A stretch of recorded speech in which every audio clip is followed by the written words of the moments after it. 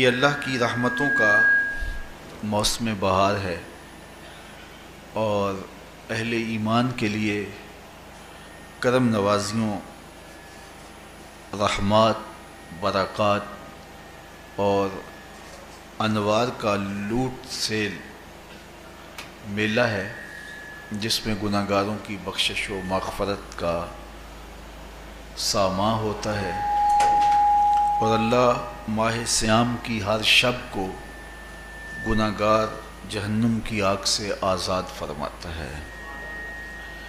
یہ بابرکت مہینہ اپنے دامن میں اتنی برکتیں لیے ہوئے جلوہ گر ہوتا ہے کہ رسول کریم صلی اللہ علیہ وآلہ وسلم نے ارشاد فرمایا، اگر لوگوں کو پتہ چل جائے کہ رمضان میں کیا ہے تو وہ آرزو کریں کہ پورا سال ہی رمضان رہے۔ اتنی برکتیں اور اتنی رحمتیں اللہ نے اس مبارک مہینے کے دامن میں ڈال دی ہیں۔ میں نے جو آپ کے سامنے آیت کریمہ تلاوت کی ہے، اس میں بھی اس مفہوم کو بیان فرمایا گیا کہ اے ایمان والو، تمہارے اوپر روزے فرض کیے گئے ہیں جس طرح تم سے پہلوں پہ فرض کیے گئے تھے۔ یا ایھا الذین آمنوا کتب علیکم الصیام کما کتب علی الذین من قبلکم۔ کیوں فرض کیے گئے؟ وجہ کیا ہے؟ لعلکم تتقون، تاکہ تم متقی بن جاؤ، تم پرہیزگار بن جاؤ۔ تو روزے کی فرضیت کا نتیجہ تقوی کا حاصل ہونا ہے، اتقاء کی دولت کا نصیب ہونا ہے۔ تو اس آیت کریمہ میں تین چیزیں بیان کی گئی۔ سب سے پہلی، اے ایمان والو، تمہارے اوپر روزے فرض کیے گئے۔ پھر دوسری بات، جس طرح تمہارے سے پہلوں پہ فرض کیے گئے۔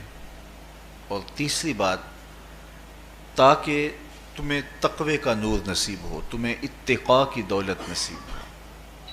تو ایک تو روزے کی فرضیت کا حکم دیا گیا، اور دوسرا یہ تسلی دی گئی کہ یہ بھوک اور پیاس کی شدت تمہیں ہی نہیں کاٹنا پڑے گی، تم سے قبل بھی لوگ یہ عبادت کرتے رہے ہیں اور وہ اس مشکل عبادت سے تقوی کو حاصل کرتے رہے ہیں، اور تمہیں بھی ہم اس راستے سے تقوی نصیب کرنا چاہتے ہیں۔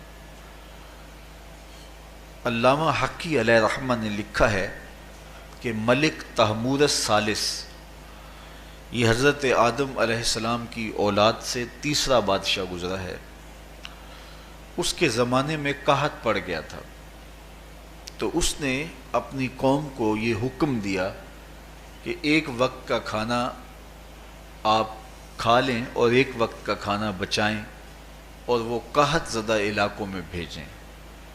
تو قوم نے اس حکم کو بصر و چشم قبول کیا اور ایک وقت کا فاقہ کاٹ کے اپنے ان بھائیوں کے لیے وہ کھانا بھیجتے جو قحط میں مبتلا تھے۔ قوم کی یہ ادا اللہ کو پسند آ گئی اور وقت کے نبی پر وحی کی گئی کہ تمہارے اس عمل کو ہم عبادت قرار دیتے ہیں۔ تو حضرت آدم علیہ السلام کے بعد متصل ہی یہ عبادت فرض کی گئی، اور پھر جتنی بھی ملتیں، قومیں اور امتیں آئیں، ان میں روزے کی تحسین کی گئی اور روزے کی تلقین کی گئی۔ پرانی جتنی بھی کتابیں ہیں، اناجیل ہیں، تورات ہے، اس میں روزہ داروں کی تعریف موجود ہے۔ اور حضور علیہ السلام جب اس دنیا پہ تشریف فرما ہوئے تو آقا کریم روزے کی فرضیت سے پہلے بھی روزے رکھتے تھے۔ ویسے روزہ سن 2 ہجری کو فرض ہوا ہے، شعبان المعظم کے مہینے میں، لیکن اس سے قبل بھی ایام 20 کے حضور روزے رکھتے تھے، اور اس کے علاوہ بھی مختلف ایام میں اللہ کے محبوب روزے رکھتے تھے۔ روزے کی فرضیت کے بعد حضور علیہ السلام کی زندگی میں کل 9 رمضان آئے ہیں، جس میں 7 29 کے تھے اور 2 30 کے تھے۔ یہ بات ذہن میں رکھیے گا کہ روزے 29 ہوں ثواب پھر بھی 30 کا ہی دیا جاتا ہے. تو زیادہ تر جو رمضان المبارک کے مہینے ہوتے ہیں وہ 29 کے ہوتے ہیں، 30 کے کم ہوتے ہیں. حضور کی زندگی میں 9 میں سے 7 جو ہیں وہ 29 کے ہوئے ہیں اور 2 30 کے ہوئے ہیں، تو ثواب پورے 30 کا ہی ہے. بعض لوگوں کو زیادہ ہی مسئلہ ہوتا ہے، 29 ہو جائیں تو یہ اللہ کا کرم ہے کہ روزہ رکھنا بھی نہیں پڑا اور 30ویں کا ثواب بھی مل گیا، لیکن وہ شور مچا دیتے ہیں کہ یہ روزہ کھا گئے ہیں. میرا نہیں خیال کہ کسی کو اپنے ذمے اتنی بڑی امت کا بوجھ لینے کی پریشانی ہو اور وہ خام خواہ ایک روزے کے لیے پوری امت کا بوجھ اپنے کندھوں پہ ڈال لے. تو 29 روزے ہوں یا 30 ہوں، اللہ ثواب پورے 30 کا ہی عطا کرتا ہے. روزہ اللہ تعالیٰ جل شانہ کی رضا اور اس کی محبت کے حصول کا ذریعہ ہے، اور اس کا عملی نتیجہ جو اس آیت کریمہ میں بیان کیا گیا وہ تقوی ہے. لعلکم تتقون، روزہ اس لیے فرض کیا گیا کہ تمہیں تقوی نصیب ہو جائے، اتقاء کی دولت نصیب. اب سوال یہ ہے، کیا تقوی بھوک اور پیاس سے حاصل ہوتا ہے؟ پیاس کاٹنے سے، بھوک کاٹنے سے کیا تقوی نصیب ہو جاتا ہے؟ صبح سے لے کر شام تک روزہ رکھنے کی تلقین کی گئی. یہاں ناروے میں اور مختلف ممالک کے اندر 20 گھنٹے کا روزہ ہے، اور ہمارے بھی یہاں 16-17 گھنٹے مسلسل شدت کی گرمی میں بھوک اور پیاس کاٹنا ہوتی ہے. اتنا طویل دورانیہ جو بھوک اور پیاس کاٹی ہے، اس کا مقصد رزق بچانا نہیں ہے، بلکہ وَيُزَادُ فِيهِ رِزْقُ الْمُؤْمِنِ، ماہ سیام میں مومن کا رزق بڑھ جاتا ہے. آپ اپنا بجٹ دیکھ لیجئے، باقی مہینوں کی نسبت ماہ سیام میں آپ کے اخراجات زیادہ ہوتے ہیں اور کشادگی ہوتی ہے. تو یہ کوئی خوراک بچاؤ مہم نہیں ہے، بلکہ رزق تو بڑھ جاتا ہے، لیکن اس کے باوجود 20 گھنٹے، 17 18 گھنٹے پیاس اور بھوک کاٹنا، اس کا کوئی مقصد ہے تو وہ مقصد قرآن نے بیان کیا کہ اس کے نتیجے میں تمہیں اتقاء کی دولت ملے گی، تمہیں تقوی کا نور نصیب ہوگا. سوال یہ کھڑا ہوا، کیا بھوک اور پیاس کاٹنے سے تقوی مل جاتا ہے؟ تو اس کو سمجھنے کے لیے ایک مختصر تمہید سمجھنا ہوگی، اور وہ یہ کہ ہمارے 2 دشمن ہیں جو ہمیں جادہ مستقیم سے ہٹانے کے لیے دن رات کوشاں ہیں. ایک شیطان اور دوسرا نفس. یہ 2 دشمن ہیں جو ہماری متاع عمل، ہمارا خلوص، ہماری للہیت، ہمارا باطن لوٹنے کے لیے ہر وقت مستعد اور فعال رہتے ہیں. اب ان 2 دشمنوں سے ہمارے تنہا ناتواں وجود کا مقابلہ ہے، اور ان میں سے جو بڑا دشمن ہے وہ نفس ہے، کیونکہ شیطان نے جب انکار سجدہ کیا تو ہم تو یہ کہتے ہیں کہ ہمیں شیطان نے بہکا دیا، لیکن شیطان نے جب انکار سجدہ کیا اور خود بہک گیا تو اس وقت کوئی دوسرا شیطان تو نہیں تھا جس نے شیطان کو بہکایا، وہ نفس تھا جس نے شیطان کو شیطان بنایا. اس نے اندر سے کہا انا خیر منہ، میں بہتر ہوں. تو یہ انانیت جو تھی، انا خیر منہ، اس نے اس کو بہکایا. تو شیطان کو شیطان بنانے والا نفس ہے، تو نفس شیطان سے بھی بڑا دشمن ہے. ایک بزرگ تھے، وہ ساری زندگی اپنی زبان پہ انا کا لفظ نہیں آنے دیتے تھے.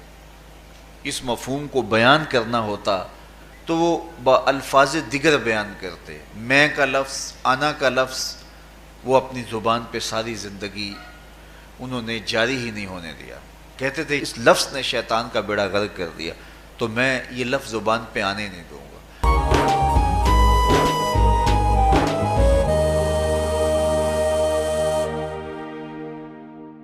اچھا، بندے بھی بڑے عجیب ہوتے ہیں. کسی نے کہا لو لو، ان کی زبان پہ یہ لفظ آتا کیوں نہیں، میں جاتا ہوں اور ان کی زبان پہ یہ لفظ آئے ہی آئے. چلے گئے. بزرگ تشریف فرما تھے، نماز کا وقت قریب ہو رہا تھا. حضرت ایک مسئلہ پوچھنے آیا ہوں. کہا پوچھیے. شیطان کو کس چیز نے برباد کیا؟ حضرت آپ تو بولیں گے کہ میں نے، آنا نے. تو کہوں گا جیسے بھی ہوا ان کے زبان پہ لفظ میں تو آ ہی گیا نا. تو وہ بزرگ بھی بڑے سیانے تھے، اس کی نیت کا کھوٹ سمجھ گئے. فرمانے لگے بیٹا نماز کا وقت ہو گیا ہے، نماز پڑھ لیتے ہیں پھر اس پہ بات ہوتی ہے. نماز ہوئی، سلام پھرا تو خود ہی فرمانے لگے کسی نے کہا تھا کہ شیطان کو کس چیز نے برباد کیا، جواب دینا چاہ رہا ہوں. کس نے پوچھا تھا؟ جھٹ کھڑا ہو گیا، میں نے. کہا اسی چیز نے اس کا بیڑا غرق کر دیا. تو جو نفس تھا وہ شیطان کو شیطان بنانے والا ہے. تو ہمارے ساتھ نفس بھی لگا ہوا ہے، ہمارے پیچھے شیطان بھی لگا ہوا ہے. شیطان بھی بڑا مکار دشمن ہے، چھوٹا دشمن یہ بھی نہیں ہے. یہ ہماری متاع عزیز کو، متاع ایمان کو، متاع عمل کو، متاع خلوص کو لوٹنے کے لیے دن رات مستعد اور فعال رہتا ہے. اللہ کے محبوب نے فرمایا الشیطان جاسم علی قلب ابن آدم فاذا ذکر اللہ خانسہ واذا غفل وسوسہ. شیطان اولاد آدم کے دل پہ قبضہ جما کے بیٹھ جاتا ہے. جب یہ اللہ کا ذکر کرتا ہے تو بھاگ جاتا ہے، اور جب یہ اللہ کے ذکر سے غافل ہوتا ہے تو یہ وسوسہ اندازی کرتا ہے. تو شیطان اولاد آدم کے دل پہ قبضہ جماتا. اسے پتہ ہے کہ دل قابو میں آ گیا تو پورا بدن قابو میں آ گیا، چونکہ میرے اعضائے بدنیاں میرے دل کے تابع ہیں. موسم اچھا ہے، رت سہانی ہے، صحن چمن میں پھول کھلے ہیں، لیکن میرا دل نہیں چاہ رہا تو ٹانگیں جنبش ہی نہیں کریں گی. مرغن غذائیں سامنے پڑی ہیں اور آپ کا تقاضا ہے کہ جناب لے لیجئے، لیکن میرا جی نہیں چاہے گا تو ہاتھ جنبش نہیں کریں گے. آسمان ستاروں اور کہکشاؤں سے بھرا ہوا ہے، جی نہیں چاہے گا تو نظر نہیں اٹھے گی. آپ سماعتیں بچھائے بیٹھے تھے، جی نہیں چاہے گا زبان نہیں بولے گی. تو پورے آزاد دل کے تابع ہیں، اور اگر دل شیطان کے تابع ہو گیا، اس کے ہتھے چڑھ گیا، تو پھر اعضاء وہی کریں گے جو شیطان چاہے گا. اور اگر یہ دل مالک کی محبت سے سرشار ہوگا تو پھر دل جو چاہے گا وہی اعضاء کریں گے. تو دل اللہ کی نافرمانی کی چاہت ہی پیدا نہیں ہونے دے گا، تو اعضاء بدنیاں کا رخ بھی اللہ کی رضا کے حصول کے لیے ہوگا. تو شیطان بھی قبضہ دل پہ جماتا ہے اور دل کو قابو میں کر کے حضرت انسان کا بیڑا غرق کرتا ہے. اللہ تعالیٰ کا کرم یہ ہوا اذا جاء رمضان سلسلۃ الشیاطین. اللہ کے محبوب علیہ السلام ارشاد فرماتے ہیں جب ماہ صیام آتا ہے تو شیاطین جکڑ دیے جاتے ہیں، جنت کے دروازے کھول دیے جاتے ہیں، جہنم کے دروازے بند کر دیے جاتے ہیں. اب ہمارے دو دشمن تھے، ایک نفس اور دوسرا شیطان. دونوں کے مقابلے میں ناتواں اور کمزور جان کو مقابلے میں آنا پڑتا تھا. لیکن جب ماہ صیام آیا، یہ ماہ انور آیا، تو ہمارے دو دشمنوں میں سے ایک دشمن باندھ دیا گیا. اب ہمارا مقابلہ صرف ایک دشمن سے رہ گیا. دیکھیے ماہ رمضان آتا ہے تو مسجدوں کے در کشادہ ہو جاتے ہیں، لوگوں کا رجحان دین کی طرف ہوتا ہے. جو 5 نمازیں بھی نہیں پڑھتے ہوتے ان کو تراویح میں بھی کھڑا ہوتا دیکھتے ہیں. اہتمام ہوتا ہے، نیکی کا، صدقہ و خیرات کا ماحول پیدا ہوتا ہے. ایسا کیوں ہے کہ شیطان بند گیا، لیکن اس کے باوجود نظر بھٹک رہی ہے، خیالوں میں آوارگی ہے اور رشوت کا بازار گرم ہے. کیوں کہ ابھی نفس موجود ہے. تو نیکی کا جو ماحول پیدا ہوا یہ شیطان کے بند جانے کی وجہ سے، اور برائی کا ماحول اب بھی موجود ہے یہ نفس کے موجود ہونے کی وجہ سے. تو ہمارے دو دشمن ہیں جو ہمیں جادہ مستقیم سے ہٹاتے ہیں، ایک شیطان اور دوسرا نفس.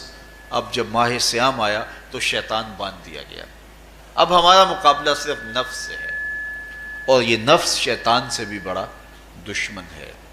شیطان کو شیطان بنانے والا نفس، اور وہ ہمارے ساتھ جڑا ہوا ہے. ماہ صیام میں شیطان تو بند گیا لیکن نفس نہیں بندھا. اب ہمیں اپنے نفس کو کمزور کر کے اور اپنی فتح حاصل کرنی ہے اور تقوی کی منزل کو پانا ہے. اب شیطان تو اللہ نے باندھ دیا، اب نفس کو کیسے باندھیں؟ تو آئیے نفس کی بندش کیسے ہوگی یہ کسی ایکسپرٹ سے پوچھیں گے کہ یہ کیسے اس کو باندھیں گے، اس کو کیسے قابو میں کریں گے. تو کسی ایسے شخص سے پوچھیں جو اس شعبے کا ماہر ہو. تو علامہ اقبال کے مرشد ملا جلال الدین رومی علیہ رحمہ کہتے ہیں آؤ تمہیں میں ایک معالج کا پتہ دیتا ہوں جو تمہیں اس بیماری کا علاج بتائے گا اور اس کی بندش کے طریقے بتائے گا۔ شیخ رومی علیہ رحمہ فرماتے ہیں ہفت شہر عشق را اتار گشت ما ہنوز اندر خم یک کوچام۔ عشق کے 7 شہر شیخ فرید الدین اتار گھوم چکے ہیں، اور میرے جیسا شخص عشق کے پہلے شہر کی پہلی گلی کے کونے پہ کھڑا ہے۔ اب اندازہ کیے کہ جن کا پتہ حضرت ملا جلال الدین رومی دے رہے ہیں وہ کس بلند مرتبے پہ فائز المرام ہے۔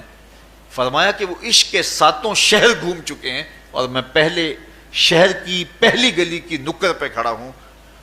اب شیخ فرید الدین علیہ رحمہ سے پوچھئے کہ شیطان تو بند گیا، اب نفس کا وبال ہمارے اوپر پڑ رہا ہے اور ہم اس کے باوجود ماہ صیام کے اندر گناہوں میں منہمک ہیں، تو ہمیں بتایا جائے کہ اس نفس کا علاج کیسے کیا جائے، ہمیں آپ کا پتہ بتایا گیا ہے۔ تو شیخ فرید الدین اتار بولے نفس نتواں کشت اللہ باسے چیز باتو گوئم یاد گیرش اے عزیز۔ نفس نہیں مرتا، لیکن اگر 3 اسلحے تیرے پاس ہوں تو یہ ٹھہر بھی نہیں سکتا۔ وہ 3 اسلحے کون سے ہیں؟ خنجر خاموشی و شمشیر جو، نیزائے تنہائی و ترک ہجو۔ خاموشی کا خنجر، بھوک کی تلوار اور تنہائی کا نیزہ، یہ 3 اسلحے ایسے ہیں اگر تو یہ لے کر کے نفس پہ ٹوٹ پڑے تو پھر نفس کا مقابلہ تیرے لیے آسان ہوگا۔ خنجر خاموشی، خاموشی کا خنجر، اللہ کے محبوب علیہ السلام نے فرمایا من صامت نجا، جو خاموش ہو گیا وہ نجات پا گیا، کیونکہ انسان کی زندگی کی زیادہ آفتیں اس کی زبان کی وجہ سے ہیں۔ آپ اپنے گناہوں کا اور میں اپنے گناہوں کا اگر احتساب کروں تو ہمیں سب سے زیادہ گناہ زبان کے ملیں گے۔ آنکھیں بھی گناہ کرتی ہیں، ہاتھ بھی گناہ کرتے ہیں، پاؤں بھی گناہ کرتے ہیں، لیکن سب سے زیادہ گناہ زبان کرتی ہے۔ جھوٹ بھی بولتی ہے، غیبت بھی کرتی ہے، شکوہ بھی کرتی ہے، گالی سب و شتم اور کیا کچھ زبان کے گناہ ہیں۔ اسی لیے اللہ کے محبوب نے فرمایا جو تمہارے 2 جبڑوں کے درمیان ہے یعنی زبان اور 2 ٹانگوں کے درمیان ہے تمہاری پارسائی کی جگہ، تم ان 2 چیزوں کی مجھے ضمانت دے دو، میں محمد تمہیں جنت کی ضمانت دے دیتا ہوں۔ تو انسان کے سب سے زیادہ گناہ زبان کے ہیں اور اس کی پارسائی کی جگہ کے۔ تو اس لیے میرے حضور نے فرمایا من صمت نجا، جو خاموش ہو گیا وہ نجات پا گیا۔ خنجر خاموشی، خاموشی کا خنجر نفس کشی کا ایک مؤثر ذریعہ ہے۔ اور دوسری بات وشمشیر جو، اور بھوک کی تلوار، تو بھوک سے نفس کا مقابلہ کیا جا سکتا ہے، بھوک کی تلوار سے نفس کا سر کاٹا جا سکتا ہے۔ اللہ کے محبوب کا فرمان سنیے یا معاشر الشباب من استطاع منکم الباء فلیتزوج فإنہ اغض للبصر واحسن للفرج فمن لم یستطع فعلیہ بالصوم فإنہ لہ وجاء۔ اے جوانوں کے گروہ، تم میں سے اگر کوئی نکاح کرنے کی طاقت رکھتا ہے تو وہ دیر نہ کرے، فی الفور نکاح کر لے، یہ نظر کا اور پارسائی کا محافظ ہے۔ لیکن اگر تم میں سے کوئی نکاح کرنے کی فی الحال پوزیشن میں نہیں ہے تو وہ کثرت کے ساتھ روزے رکھے۔ روزے قاطع شہوات ہیں، تو بھوک سے نفس کو جو ہے وہ روکا جا سکتا ہے، اس کو لگام ڈالی جا سکتی ہے۔ تیسری بات نیزہ تنہائی، تنہائی کا نیزہ، تو فرمایا گیا کہ العافیت فی العزلہ، کہ تنہائی کے اندر ہی عافیت ہے۔ جب مجلسوں میں غیبت کی بدبو پھیلتی ہو اور چغلی کا ماحول معاشرے کا جزو لا ینفک بن جائے اور مجالس کے اندر نظروں کی پاکیزگی کا قائم رہنا مشکل ہو جائے اور انسان کی زندگی کے اندر گناہوں کا بہت بڑا سبب مجلسی زندگی ہو تو پھر اس سے تنہائی بہتر ہے۔ حضرت شاہ نقشبند بخاری فرماتے ہیں کہ فقیر کے لیے سب سے اچھی جگہ اللہ کا گھر مسجد ہے، یا کسی کامل صالح شخص کی صحبت ہے، اور یا پھر تنہائی ہے۔ چوتھی جگہ ہلاکت کے علاوہ اور کچھ نہیں ہے۔ ہمیں اپنے کاروبار میں، اپنے معاملات میں، اپنی ملازمتوں میں جانے کی تلقین کی گئی تو وہاں یہ تلقین کی گئی کہ دیر سے جاؤ جلدی واپس آ جاؤ، اور مسجد میں جاتے ہوئے تلقین کی گئی کہ جلدی جاؤ اور دیر سے واپس آؤ۔ لیکن ہم مسجد کے دروازوں پہ جب دور موجود میں رش دیکھتے ہیں کہ لوگ بہت جلدی نکلنا چاہتے ہیں، حتیٰ کہ کندھوں سے کندھے ٹکرا رہے ہوتے ہیں کہ جلدی سے باہر نکل جائیں، حالانکہ وہ عافیت کی جگہ ہے، 2 منٹ زیادہ بھی ہو جائیں تو کوئی حرج نہیں ہے۔ اور ایسے لوگوں کو بھی نکلنے میں جلدی کرتے ہوئے دیکھا ہے کہ لگتا تو یہ تھا کہ شاید انہوں نے کسی ضروری کام پہ جانا ہے، لیکن باہر نکل کے بازار میں پھٹے پہ بیٹھے تھے اور مسجد سے نکلنے کی جلدی بہت تھی۔ تو مسجد میں جلدی جاؤ اور دیر سے واپس آؤ، اور بازار میں دیر سے جاؤ اور جلدی واپس آؤ، لیکن ہمارے رویے اس کے برعکس ہو گئے۔ تو تنہائی میں عافیت ہے، خاموشی میں عافیت ہے، اور بھوک میں عافیت ہے، اور یہ ساری چیزیں روزے میں میسر ہیں۔ فرمایا تم سے اگر کوئی شخص الجھے، بحث کرے، لڑائی کرنا چاہے تو تم اسے کہو انی صائمٌ، میں نے روزہ رکھا ہوا ہے۔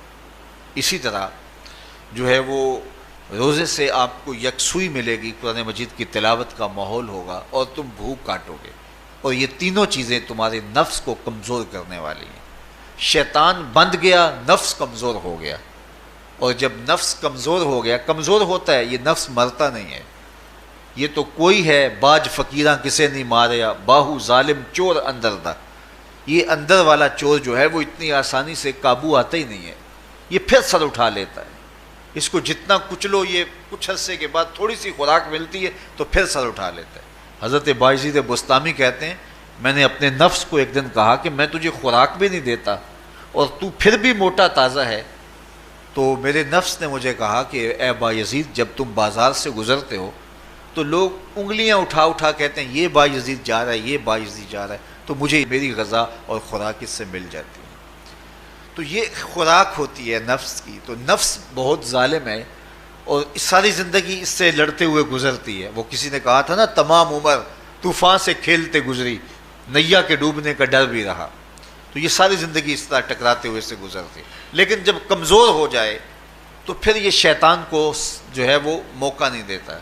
لیکن اگر ماہ صیام میں ہمارا کمزور نہ ہوا، صرف ہم نے بھوک ہی کاٹی اور باقی اپنے معمولات وہی رکھے، تو میرے حضور نے فرمایا جس نے جھوٹ اور برے کام نہیں چھوڑے اور جھوٹے کام ترک نہیں کیے، اس کے بھوکا اور پیاسا رہنے کی اللہ کو کوئی ضرورت نہیں ہے۔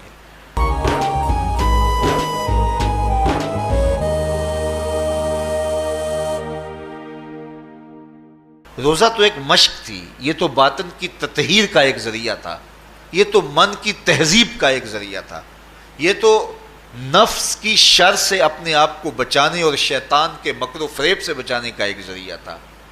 دیکھیے شیطان بند جاتا ہے ماہ صیام میں، حدیث واضح ہے، لیکن نفس موجود رہتا ہے۔ اگر نفس کمزور ہو گیا تو شیطان چھٹ کے بھی کچھ نہیں کرے گا، کیونکہ شیطان باہر کا دشمن ہے، نفس اندر کا دشمن ہے۔ جب تک اندر والا دشمن ساتھ نہیں دیتا، باہر والا دشمن کچھ نہیں کر سکتا۔ ہمارے دیہاتوں میں چوری ہو جائے تو بوڑھے بزرگ سر جوڑ کے بیٹھ جاتے ہیں کہ چور کہاں سے آیا، کیسے آیا، تو ایک نقطے پہ سارے متفق ہوتے ہیں کہ اندر کا کوئی بھیتی ضرور موجود ہے۔ اگر اندر کا کوئی بھیتی موجود نہیں ہے تو چور باہر سے آ کے حملہ آور ہو ہی نہیں سکتا ہے۔ تو شیطان باہر کا چور ہے، نفس اندر کا بھیتی ہے، اور اگر یہ اندر والا باہر والے کا ساتھ نہ دے تو شیطان انسان پر حملہ آور ہو ہی نہیں سکتا۔ اس لیے اس کو قابو کر لیں، اس کو رام کر لیں، تاکہ شیطان چھٹنے کے باوجود بھی جو ہے وہ ہمارے اوپر حملہ آور نہ ہو سکے۔ ورنہ وہ تو پیچ و تاب کھا رہا ہے کہ یہ جو تم نمازیں پڑھتے ہو، سروں پہ ٹوپیاں تم نے پہنی ہیں اور بڑے شریف بن کے مسجد میں جا رہے ہو، ذرا چھٹ لوں عید کے دن ہی جو ہے وہ تمہارا سارا کیا دھرا برباد نہ کیا تو مجھے شیطان نہ کہنا۔ تو وہ سب کچھ برباد کر دیتا ہے اگر ہمارے نفس کی تہذیب نہیں ہوتی۔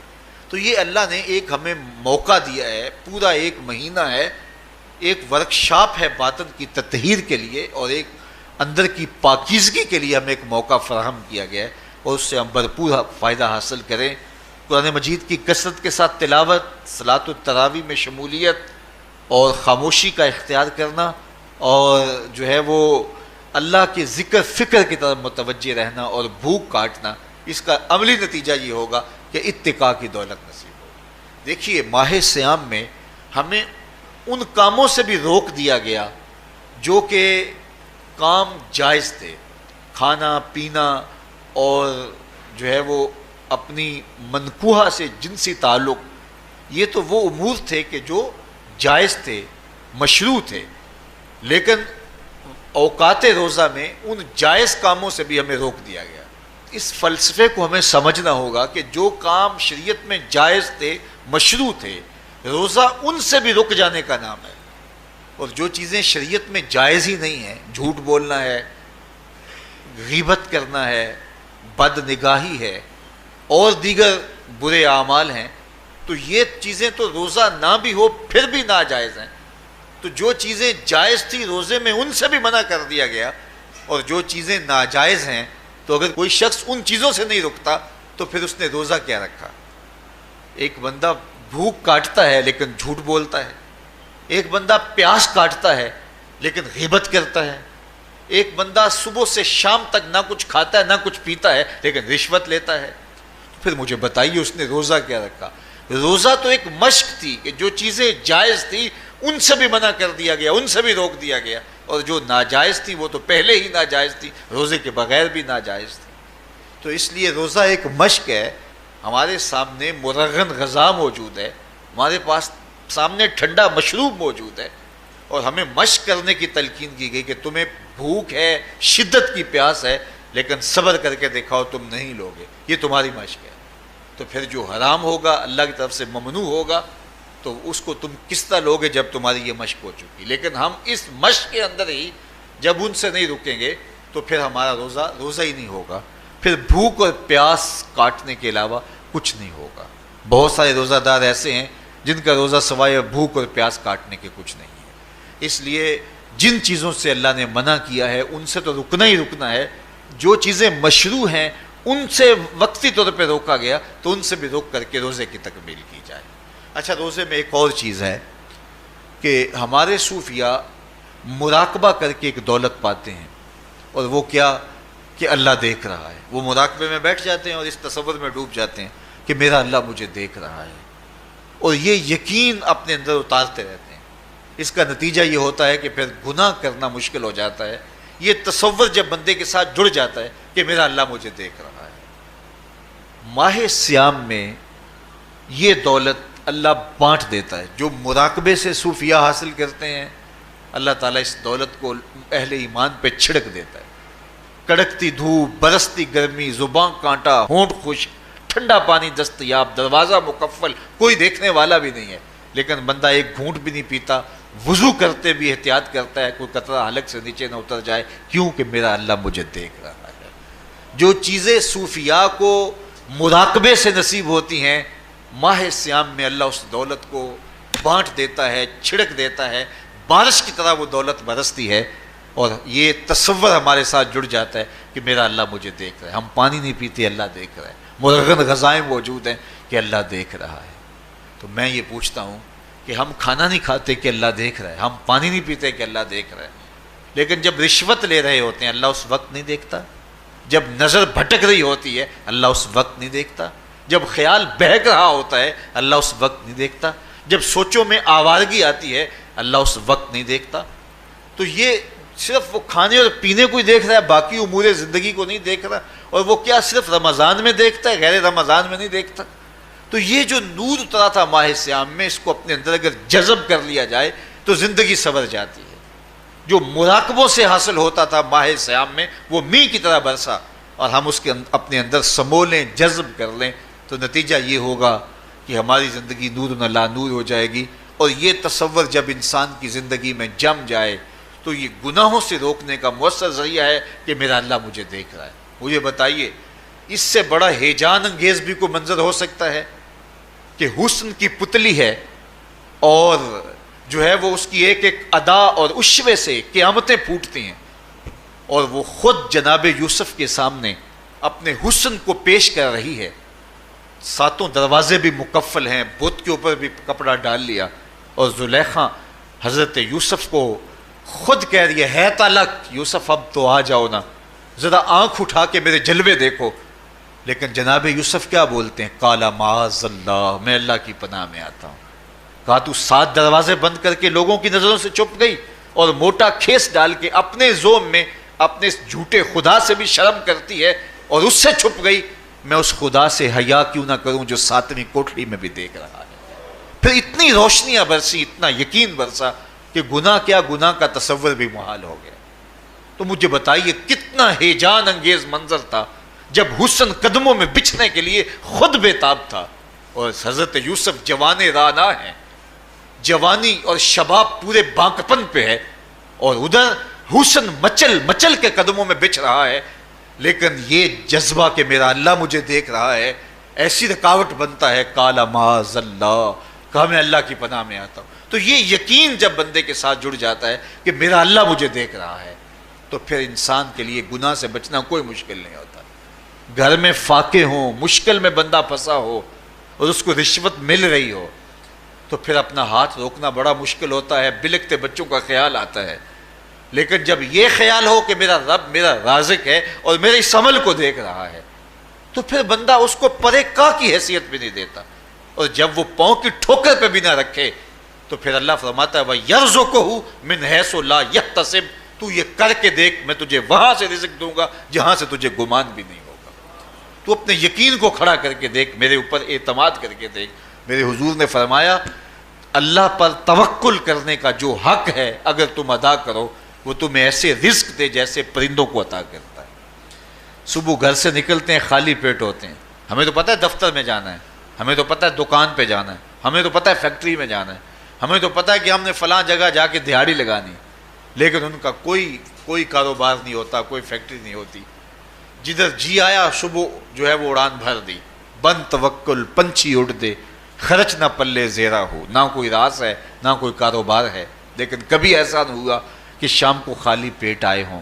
تو کہا اگر تم اللہ پہ توکل کر لو، وہ بھی تمہیں ایسے رزق دے جیسے پرندوں کو رزق عطا کرتا ہے۔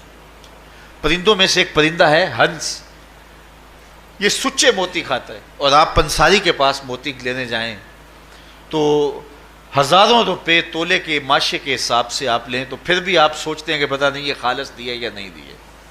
وہ اتنے نایاب اور کامیاب ہیں کہ آپ ماشوں اور تولوں میں خریدتے ہیں اور پھر بھی آپ کو شک رہتا ہے کہ یہ خالص ہیں یا کہ نہیں۔ اور ہنس کھاتا ہی وہ ہے، اور دنیا پر ایک نہیں لاکھوں کروڑوں ہنس ہیں، اور روزانہ صبح و شام کھاتے ہیں اور پیٹ بھر کے کھاتے ہیں، اور اللہ انہیں روز عطا بھی کرتا ہے۔ تو یہ مالک وہ ہے، رازق ہے۔ جب اس پہ توکل اور اس پہ یقین پیدا ہو جاتا ہے تو پھر مشکل نہیں رہتا، پھر آسانی پیدا ہو جاتا ہے۔ تو روزوں میں اللہ تعالیٰ یہ یقین دیتا ہے کہ وہ مجھے دیکھ رہا ہے، بندہ یہ تیقن پیدا کر لیتا ہے کہ میرا اللہ مجھے دیکھ رہا ہے۔ بعض کا چھوٹے بچے روزہ رکھ لیتے ہیں تو مائیں بے چین ہو جاتی ہیں، جب دوپہر کے وقت پھول جیسے بچے کملا جاتے ہیں تو مائیں انہیں بند کمرے میں کوئی کھانا یا کوئی ٹافی یا کوئی اور چیز یا چاکلیٹ دیتی ہیں کہ بیٹے یہ کھا لو، تو وہ بچے نہیں کھا رہے ہوتے، تو مائیں کہتے ہیں پتر کھا لو کوئی نہیں دیکھ رہا، تو وہ بچے بھی کہتے ہیں اللہ دیکھ رہا ہے۔ تو وہ جو صوفیاء کو مراقبوں سے ملتا ہے وہ ایک بچے کو بھی نصیب ہو رہا ہے کہ میرا اللہ مجھے دیکھ۔ یہاں ایک اور بھی تسلی ہے، ہم ہزار گناہ گار سہی، ہم ہزار سیاہ کار سہی، لیکن ہمارا رب پہ کتنا یقین ہے رمضان میں پتہ چلتا ہے کہ اس ذات پہ ہمارا کتنا تیقن ہے، کتنا یقین ہے، جس کو دیکھا نہیں، چھوا نہیں، بات نہیں ہوئی، جو تصور خیال کی حدود سے بھرا ہے، اتنا یقین ہے کہ ہم پانی نہیں لیتے، کھانا نہیں لیتے کہ میرا اللہ مجھے دیکھ رہا ہے۔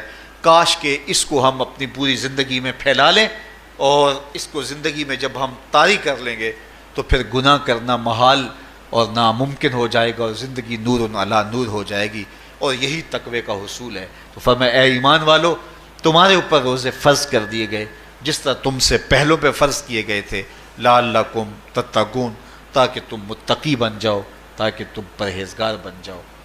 حضرت سلمان فارسی رضی اللہ تعالی عنہ سے مروی ہے کہ جب شعبان کی 29 تاریخ ہوتی تو اللہ کے محبوب ہمیں خطبہ ارشاد فرماتے، اس میں رمضان المبارک کے فضائل بیان کرتے اور کہتے تمہارے پاس ایک شہر عظیم عزت اور عظمت والا مہینہ آ رہا ہے، جس کا ہر دن باقی سال کے دنوں سے افضل ہے، جس کی ہر رات باقی سال کی راتوں سے افضل ہے، اور اس میں ایک رات ایسی ہے لیلۃ القدر جو 1000 مہینے سے بہتر۔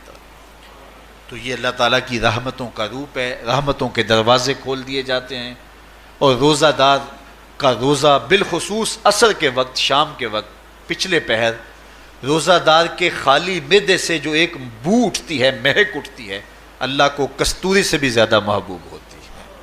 اللہ اکبر۔ اور فرمایا للصائم فرحتان، فرحۃ عند فطرہ و فرحۃ عند لقاء ربہ۔ روزہ دار کے لیے دو خوشیاں ہیں۔ ایک خوشی اسے تب ملتی ہے جب وہ روزہ کھولتا ہے، سارے دن کی بھوک اور پیاس کاٹ کے، جب شام کو ٹھنڈا اور میٹھا مشروب اسے ملتا ہے اور وہ مشروب اپنے جو ہے وہ منہ میں ڈالتا ہے، وہ معدے کی طرف اترتا ہے، تو اس کی زبان بولے نہ بولے اس کا ایک ایک انگ اللہ کی تسبیح بول رہا ہوتا ہے اور اللہ کا شکر ادا کر رہا ہوتا ہے۔ اس وقت اسے ایک عجیب فرحت ہوتی ہے کہ اتنا طویل لمبا روزہ تھا، شکر ہے کہ میرا روزہ تکمیل کو پہنچا۔ ایک روحانی مسرت، پھر روزہ کھلنے کے وقت اس کو بدنی مسرت، تو ایک فرمایا اس کو فرحت تب ملتی ہے جب وہ روزہ کھولتا ہے۔ وَفَرْحَةٌ عِنْدَ لِقَاءِ رَبِّهِ، اور دوسری فرحت اسے تب ملے گی جب روزے کے صلے میں اللہ اپنے رخ سے پردہ ہٹا دے گا اور اللہ اپنا دیدار عطا فرمائے گا۔ تو یہ روزے دار کے لیے خوشیاں ہیں۔ تو خوش نصیب ہیں وہ لوگ جو ماہ صیام کے روزے پورے خشوع و خضوع کے ساتھ رکھتے ہیں اور اس کی برکتوں سے مالا مال ہوتے ہیں۔ ورنہ بعض لوگ میں نے ایسے بھی دیکھے ہیں، وہ چھوٹی چھوٹی بیماریوں کا بہانہ بنا کے روزہ ترک کر دیتے ہیں اور انہیں حوصلہ ہی نہیں پڑتا روزہ رکھنے کا، چونکہ الصوم نصف الصبر، روزہ آدھا صبر ہے۔ میں سمجھتا ہوں، میں شوگر کا مریض ہوں اور 4 سے 5 گھنٹے اگر مجھے کچھ کھانے کو نہ ملے تو میری طبیعت میں ایسا اضطراب اور بے چینی پیدا ہو جاتی ہے کہ میں گھر والوں سے الجھنے کی کیفیت میں بھی آ جاتا ہوں۔ لیکن ماہ صیام میں 20 گھنٹے بھی کاٹ لیتا ہوں، لیکن میری طبیعت پہ کوئی بوجھ اس لیے نہیں ہوتا کہ میں اللہ کی رضا کو اپنے ذہن کے ایک ایک گوشے میں رکھے ہوئے ہوتا ہوں۔ تو یہ آدھا صبر ہے، یہ صبر سکھاتا ہے۔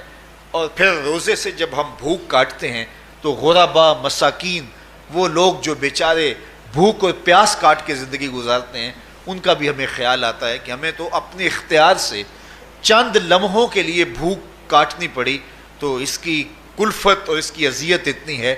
تو جو شخص مجبوری کی وجہ سے کاٹتے ہیں اور ان کے بلکتے بچے ان کے سامنے ہوتے ہیں تو پھر ان کا عالم کیا ہوگا۔ تو اس سے پھر صدقہ اور خیرات کا ماحول پیدا ہوتا ہے اور ہم غربا کو اپنے ساتھ خوشیوں میں شریک کرتے ہیں۔